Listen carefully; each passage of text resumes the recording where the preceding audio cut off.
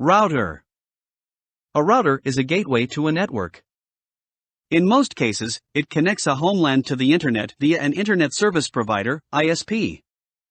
A router's job is to determine the most efficient route to use to transfer data to its destination.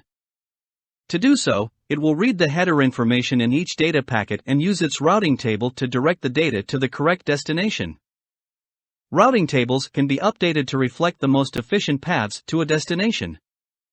Routers will also record the number of times a packet has been forwarded. This is known as the number of hops. If a packet has reached a maximum of 16 hops, it will be dropped and marked as undeliverable.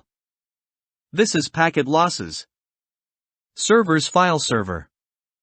A file server makes files available to users on a network. These may be personal files, or files shared between groups of users. Depending on the permissions given to each user or group, files can be created, read, modified, and deleted. Print server. A print server deals with all the print jobs on a network. Every time a computer or device in a network sends a request for printing, it is queued in the server. The server will then deliver each print job to the printer. Print servers can be connected to multiple printers, and some users may be given priority. Mail server. A mail server receives and sends all emails for an organization. This can be part of a LAN or a WAN.